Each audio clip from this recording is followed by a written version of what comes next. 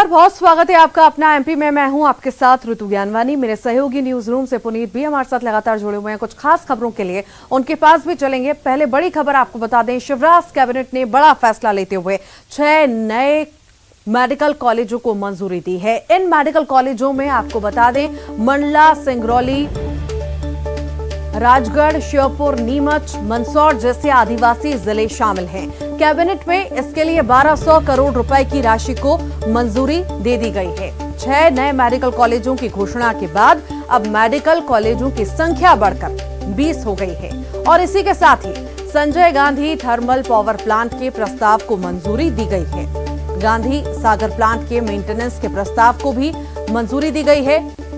MSME विकास नीति में संशोधन की मंजूरी भी दी गई है। धान मिलिंग ग्रेडिंग प्लांट के लिए निवेश को मंजूरी दी गई है।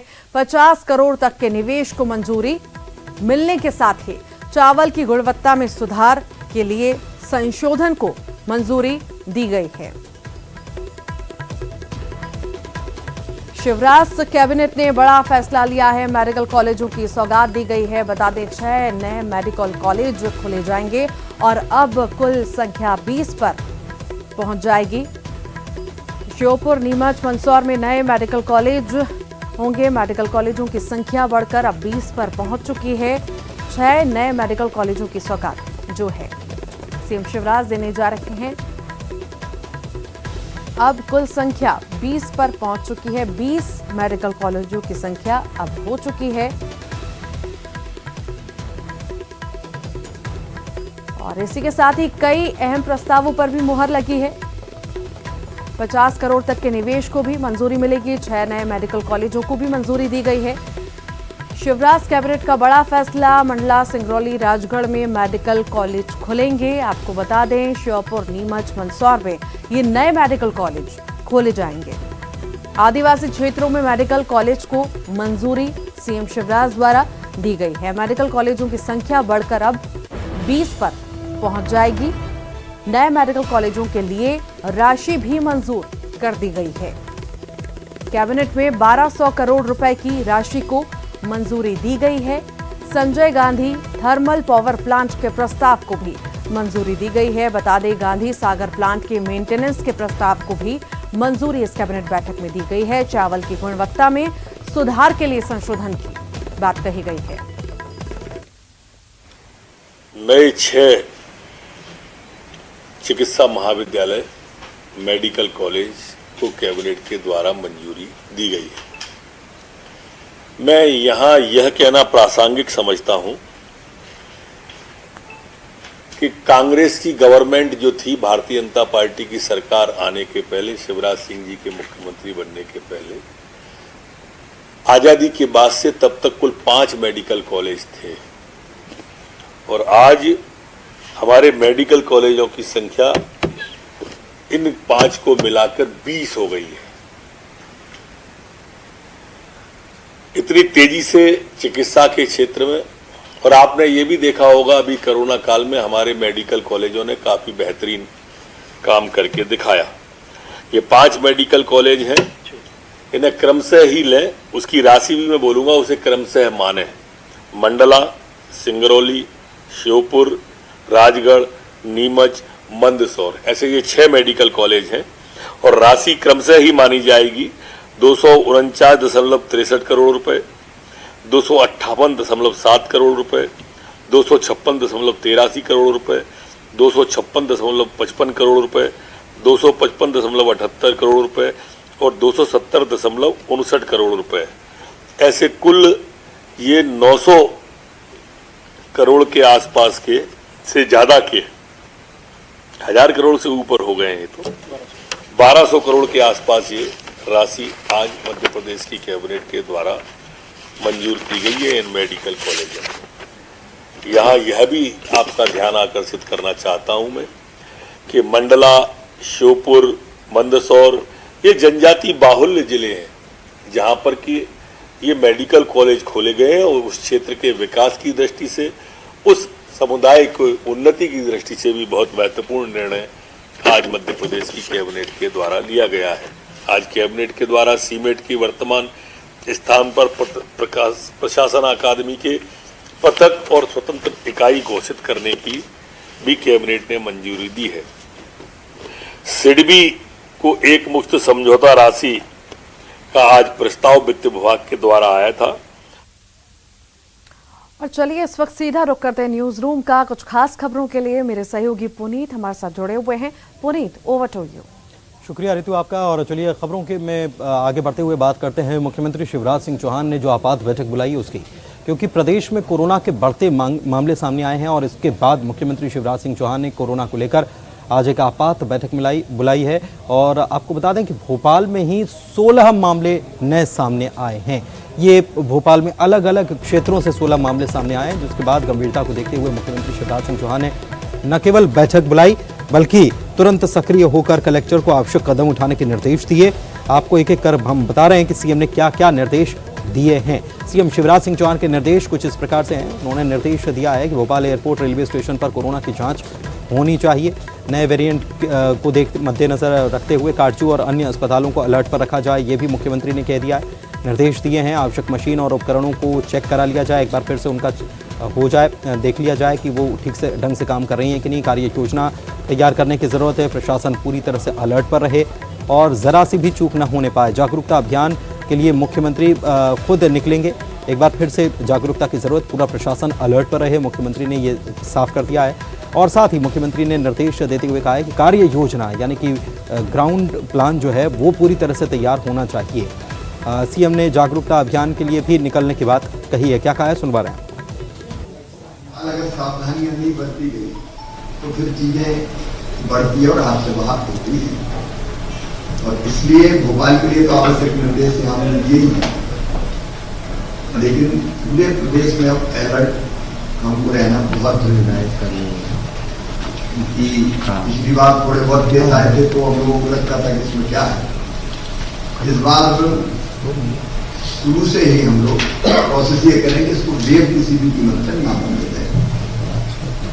इसलिए एक तो मैंने ये कहा है कि जितने भी आपके प्रभार के जिले के अस्पताल की तैयारियां, ऑक्सीजन प्लांट वो चालू करके देख लें। कल मॉक ड्रिल करके बाढ़ की तैयारी, oxygen line, ventilator, oxygen concentrator, remdesivir से लेके दवाई, बाकी सारी चीजें, भगवान ना करे इसकी जरूरत पड़े, कोई डरने की बात नहीं कर रहा, लेकिन हमको ये करके रखना है।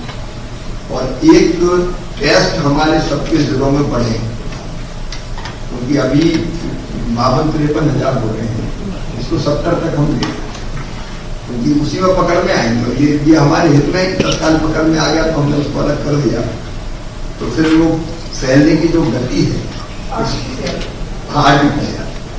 वो उसको हम कंट्रोल कर पाए।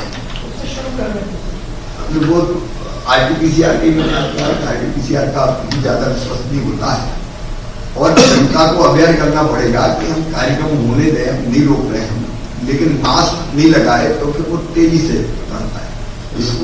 स्कूलों में बच्चों की संख्या हम लोगों ने आधी कर दी थी, इसलिए बच्चे 18 साल से कम उम्र के उनको टीका भी नहीं लगा तो 50% में कर दी। अभी बाकी और किसी गतिविधि को रोकने की बात नहीं कर रहे, लेकिन अपने अपने जिलों में आप मैसेज करें मास्क लगाने का आग्रह।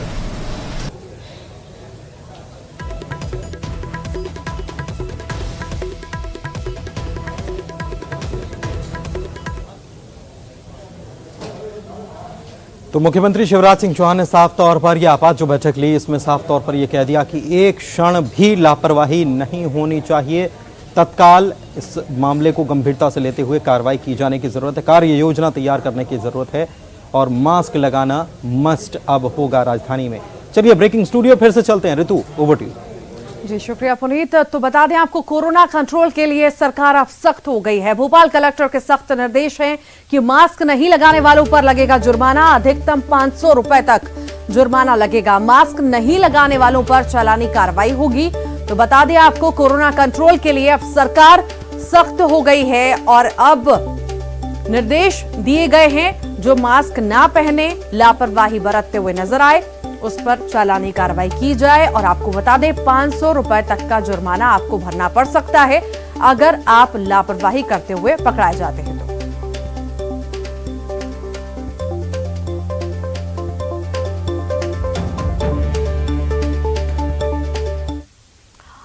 तो सरकार अब सख्त हो गई है। कोरोना को लेकर जिस तरह से मामले बढ़ रहे हैं, अब मास्क पहनना अनिवार्य हो चुका है। निर्देश दे दिए गए हैं कि हर कोई मास्क पहने वरना जुर्माना लगेगा। एक बार फिर रुक करते हैं न्यूज रूम का। पुनीत लगातार जुड़े हुए हैं कुछ खास खबरों के लिए। Puneet, over to you. शुक्रिया आपका। प्रदेश के गृह मंत्री नरोत्तम मिश्रा की बात कर लेते हैं। प्रदेश के गृह मंत्री नरोत्तम मिश्रा ने एक बार फिर से कांग्रेस को निशाने पर लिया है, प्रियंका गांधी को निशाने पर लिया है, राहुल गांधी को निशाने पर लिया है और कहा है कि राजनीति में उनका कोई काम नहीं है, क्योंकि राहुल गांधी को ना तो किसान के बारे में कोई जानकारी है, ना ही खेती के बारे में कोई जानकारी है और इसीलिए वो सदन में किसानों के मुद्दे पर चर्चा से भागते हैं। इसी तरह उन्होंने प्रियंका गांधी को भी अपने निशाने पर लिया। क्या कुछ कहा, सुन पा रहे हैं आप। नेताओं ने प्रारंभ में ही वैक्सीन के बारे में इतने भ्रम फैलाए थे कि वैक्सीन लगवाओगे तो नपुंसक हो जाओगे, वैक्सीन में चर्बी मिली हुई है, ये वैक्सीन भाजपा की वैक्सीन है और जितने भी उनके तथाकथित सहयोगी दल हैं उन सब ने भी यही कहा था और हमने उस समय कहा था कि ये कोरोना की वैक्सीन है, भाजपा की वैक्सीन नहीं है। भाजपा की वैक्सीन तो 2024 में लगेगी, 5 साल तक असर रहेगा। उनके जो नेता हैं आदरणीय राहुल गांधी जी, वो किसान का का नहीं जानते, खेत का खा नहीं जानते, घर का घा नहीं जानते, वो चर्चा क्या करेंगे। चचा ने उनको सिर्फ आलू से सोना बनाना बताया है, खेती की चर्चा करेंगे कैसे। अगर भाषण देंगे तो कुछ का कुछ निकल जाएगा। इसलिए चाहे मध्य प्रदेश हो या लोकसभा, ये लोग चर्चा से अब खाट पर चर्चा कर रहे थे। पिछले चुनाव में राहुल बाबा खाट पर चर्चा कर रहे थे और संसद में सोते हैं कि जो उनकी पार्टी के ये ब्रांड एम्बेसडर है ना शशि थरूर जी, या जो महिलाओं को टंचमाल कहते हैं या महिलाओं के बारे में जो कटाक्ष करते हैं कमलनाथ जी, शशि थरूर जी, इनके बारे में वो क्या कहती हैं और इससे उनका भी सोच समझ में आता है वो कैसे भ्रम पैदा करना चाह रही। हमारे पास धर्मांतरण जैसी शिकायतें भी विदेशी फंडिंग की आई थी और इसलिए मुख्यमंत्री जी ने अगर कहा है पीएफआई समेत, धर्मांतरण समेत ये विदेश का जो फंड आ रहा है इसका उपयोग कहां हो रहा है, कहीं गलत दिशा में तो नहीं जा रहा है। करीब एक हफ्ते तक लगातार बीजेपी में चली बैठकों के बाद अब बूथ स्तर पर काम करना पार्टी ने शुरू कर दिया है और मिशन है इसके पीछे 2023 का और इसीलिए बीजेपी के नेता अलग अलग जगहों पर जाकर बैठक कर रहे हैं, कार्यकर्ताओं से मुलाकात कर रहे हैं। उज्जैन की बात करें तो कार्यकर्ता, मंडल अध्यक्ष और मंडल कार्य समिति के सदस्यों को जीत का मंत्र दिया जा रहा है बीजेपी की तरफ से। आगामी लोकसभा और विधानसभा चुनाव के लिए पार्टी ने अभी से कमर कसनी शुरू कर दी है। मंगलवार को उज्जैन पहुंचे प्रदेश अध्यक्ष वीडी शर्मा और राष्ट्रीय संगठन महामंत्री बीएल संतोष। प्रदेश संगठन महामंत्री सुहास भगत ने महाकाल मंदिर में होने वाली भस्म आरती के दर्शन किए और कार्यकर्ताओं से मुलाकात करने के लिए फ्रीगंज स्थित लोक शक्ति भवन पहुंचे। इस दौरान वीडी शर्मा ने कहा कि हम केवल चुनाव के मकसद से राजनीति नहीं करते बल्कि सामाजिक सरोकार के लिए करते हैं। पार्टी क्या आपको ऐसा लगता है कि केवल चुनाव आते हैं तो सक्रिय होती है? कोविड में तो कोई चुनाव नहीं थे, कोविड में तो लोग एक दूसरे से मिल भी नहीं रहे थे। यहाँ हालात ये थे कि अगर कोई परिवार का व्यक्ति है वो भी दूर से देख रहा था, ऐसे पास नहीं जा रहा था। लेकिन उस समय भारतीय जनता पार्टी के कार्यकर्ता क्या कर रहे थे, उज्जैन के कार्यकर्ता क्या कर रहे थे, जान जोखिम में डालकर भाजपा का कार्यकर्ता राजनीति के साथ सामाजिक भूमिका निभा रहा था। हम केवल चुनाव के लिए राजनीति नहीं करते। भारतीय जनता पार्टी के राष्ट्रीय अध्यक्ष ने आह्वान किया, एक एक कार्यकर्ता मैदान को। उज्जैन में तो हमारा पार्षद भी चला गया था। हाँ, यही सेवा करते करते ये भारतीय जनता पार्टी है। तो इसलिए चुनावों की तैयारी राजनीतिक दल है उसके तो है ही, लेकिन सामाजिक कामों की भूमिका में भी हम 365 दिन 24 घंटे लाइव ऑर्गेनाइजेशन भारतीय जनता।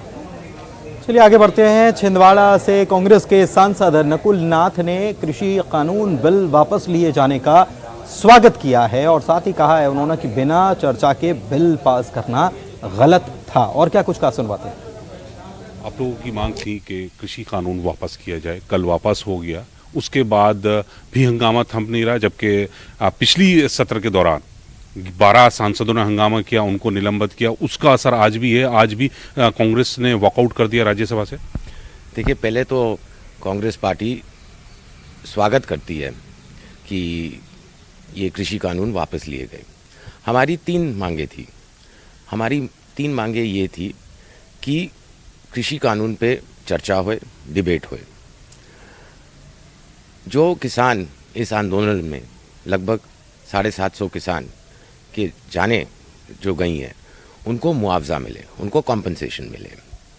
और हमारी तीसरी डिमांड थी कि लखीमपुर खेरी जो हादसा हुआ था, उसके लिए जो गृह मंत्री हैं, जो मिनिस्टर ऑफ स्टेट हैं, वो इस्तीफा दें। तो नकुलनाथ साहब कह रहे हैं कि किसान पीड़ित हैं और उनकी आवाज लगातार वो संसद में उठाते रहेंगे। कैमरामैन हरीश के साथ नई दिल्ली से अशरफ काजवी, न्यूज़ 18। और प्रदेश के कृषि मंत्री कमल पटेल ने कल मुख्यमंत्री शिवराज सिंह चौहान की तुलना टंटिया मामा भील से कर दी थी और इस मामले पर अब कांग्रेस को आपत्ति हो गई है। कांग्रेस के प्रवक्ता नरेंद्र सलूजा कह रहे हैं कि यह तो आदिवासी समाज का अपमान हो गया, बीजेपी इसके लिए माफी मांगे और कमल पटेल को मंत्री पद से हटाया जाना चाहिए। वो बता रहे कि टंटिया मामा के रूप में शिवराज जी का पुनर्जन्म हुआ। यह बड़ा बेतुका बयान है। ये टंटिया मामा जो आदिवासी महानायक है, जिन्होंने देश के लिए अपनी शहादत दी, जिन्होंने आजादी की लड़ाई लड़ी, इसे महानायक से एक मुख्यमंत्री की तुलना, शिवराज जी की तुलना करना पूरी तरह से आदिवासी वर्ग का अपमान है। उस और चलिए कुछ और खबरों के लिए सीधे चलते हैं ब्रेकिंग स्टूडियो। ऋतु हमारी सहयोगी मौजूद हैं। ऋतु, ओवर टू यू। जी शुक्रिया पुनीत। केन बेतवा लिंक परियोजना पर बता दें आपको, मोदी कैबिनेट में चर्चा की गई है, जिसके बाद कल कैबिनेट में प्रस्ताव को हरी झंडी मिल सकती है। प्रस्ताव को मंजूरी मिलने के बाद दिसंबर में परियोजना का भूमि पूजन भी हो सकता है। प्रदेश के जल संसाधन मंत्री तुलसीराम सिलावट ने कहा कि केन बेतवा लिंक परियोजना से एमपी और यूपी के सूखे बुंदेलखंड को पानी मिलेगा। एमपी और यूपी के लिए इस वक्त की बड़ी खबर, केन बेतवा लिंक परियोजना का प्रस्ताव रखा गया है। मुहर लगने वाली है। मोदी सरकार इस पर जल्दी हरी झंडी दिखाने वाली है और दिसंबर में मुमकिन है कि इस परियोजना पर काम शुरू हो जाए। प्रदेश के जल संसाधन मंत्री तुलसीराम सिलावट हमारे साथ मौजूद हैं। सर, लंबे समय से इंतजार किया जा रहा था, अब क्या माने, कहाँ तक पहुँची है और कब इसकी शुरुआत होगी? आप जानते हैं ये राष्ट्र के प्रधानमंत्री अटल जी का संकल्प था, उनका सपना था। 2005 में उनकी सोच के आधार को इस योजना को केन बेतवा बनी थी। अब वर्तमान में सुखद स्थिति में हमारे मध्य प्रदेश के ओजस्वी मुख्यमंत्री शिवराज जी, उत्तर प्रदेश के मुख्यमंत्री योगी जी, केंद्रीय मंत्री शेखावत जी और राष्ट्र के प्रधानमंत्री की रुचि के कारण केन बेतवा का एक सपना, एक संकल्प पूरे होने की कगार पर। वीजीआर रियल एस्टेट रायपुर कई सालों से रियल एस्टेट का एक जाना पहचाना और भरोसेमंद नाम है। कंपनी के डायरेक्टर विजय नथानी ने विभिन्न रेसिडेंशियल प्रोजेक्ट की जानकारी साझा की है। रियल एस्टेट की अवनी एवेन्यू परियोजना, जिसमें लगभग 115 ड्यूप्लेक्स हाउसेस का निर्माण हो रहा है, काफ़ी तेज़ी से प्रगति पर है, जिसमें 50 से 60 परिवार अब तक रहने आ चुके हैं। इस कॉलोनी में हमारे पास क्लब हाउस बहुत अच्छा है, जिसमें स्विमिंग पूल की सुविधाएं हैं। इसके अलावा बहुत अच्छे लैंडस्केप गार्डन है और वाटर सप्लाई यहाँ पर हमारे द्वारा नगर निगम से दी जा रही है। भाटा गांव में ही हमारी दूसरी परियोजना रिवर काउंटी के नाम से चालू हो रही है, जिसमें 140 हाउसेस हैं, जिसमें हमारे द्वारा कुछ प्लाटों का भी विक्रय किया जा रहा है। और इस परियोजना में भी क्लब हाउस 2 स्तरों पर बना है हमारे पास, जिसमें indoor badminton court, swimming pool और कॉलोनी में ही एक छोटा सा मार्केट के लिए दुकानें हैं। और इसी के साथ ही यहाँ रुक रहे हैं छोटे से ब्रेक के लिए। ब्रेक के बाद आपका स्वागत है। खबर सागर से है, जहां पर कोरोना के नए वेरिएंट ओमिक्रॉन को लेकर जिला प्रशासन अलर्ट मोड पर है। और खबर यह भी कि सोमवार को 3 नाइजीरियन छात्र यहां पर आए थे। इनका टेस्ट कराया गया, RT-PCR कराया गया, तीनों की रिपोर्ट नेगेटिव आई है, तीनों पूरी तरह से स्वस्थ हैं। इसके बाद कलेक्टर ने ये सभी को ये कहा है कि जो लोग विदेशों से आते हैं उनकी जानकारी जिला प्रशासन को दी जाए। सागर जिले में शहर में ही 3 लोग नाइजीरिया से वापस आने की सूचना प्राप्त हुई थी। जैसे ही सूचना प्राप्त हुई वैसे ही सारा सिस्टम एक्टिवेट हुआ और तुरंत लोगों से संपर्क करके उनको क्वारंटीन किया गया। क्वारंटीन करने के बाद उनका सैंपल भी लिया गया है। अभी उनमें आरटीपीसीआर सैंपल उनका लिया गया है। अभी उनमें कोरोना के किसी प्रकार के लक्षण नहीं है। रिपोर्ट आने के बाद उनकी स्थिति मालूम होगी। यदि रिपोर्ट में नेगेटिव आती है 7 दिन के बाद पुनः उनका सैंपल लिया जाएगा, और यदि ऐसी स्थिति आती है कि अगर कोई कोरोना के लक्षण दिखाई देते हैं, रिपोर्ट पॉजिटिव आती है, तो जीनोम सीक्वेंसिंग भी उसकी। खबर दमोह से, जहां पर खेत में बनी एक झोपड़ी में अचानक से आग लग गई और देखते देखते ये झोपड़ी पूरी तरह से खाक हो गई। हालांकि इसमें कोई जनहानि तो नहीं हुई, लेकिन आशियाना जरूर पूरी तरह से खाक हो गया। इतनी तेजी से आग भड़की कि जब तक लोग कुछ समझ पाते, झोपड़ी पूरी तरह से स्वाहा हो गई।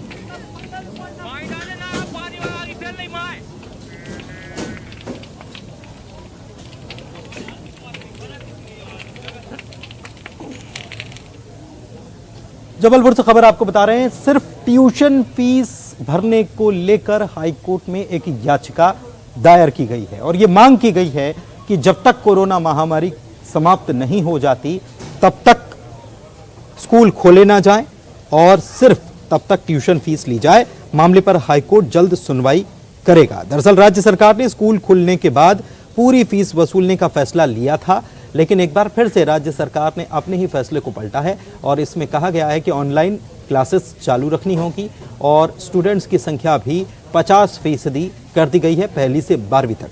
तो अब इस मामले को लेकर याचिका दायर की गई है और सिर्फ ट्यूशन फीस वसूलने की मांग की गई है और कहा गया है कि तब तक स्कूल खोले ना जाएं जब तक महामारी खत्म नहीं हो जाती।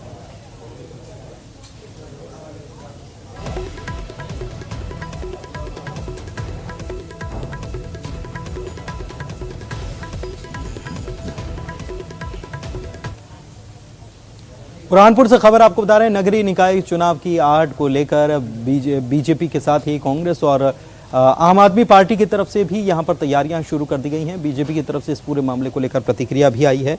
बीजेपी भी कह रही है कि वो किसी भी चुनाव के लिए तैयार है। कांग्रेस कार्यकर्ताओं में एकजुटता लाने के मकसद से पार्टी प्रभारी एडवोकेट साजिद अली ने बैठक कर महंगाई के मुद्दे और नगरीय निकाय चुनाव नहीं कराने के मुद्दे पर बीजेपी को घेरा है, हमला किया है। इधर आम आदमी पार्टी ने भी नगरीय निकाय चुनाव में देरी के लिए सरकार को घेरा है और इस बीच बीजेपी ने कहा है कि चुनाव निर्वाचन आयोग कराता है, सरकार नहीं कराती।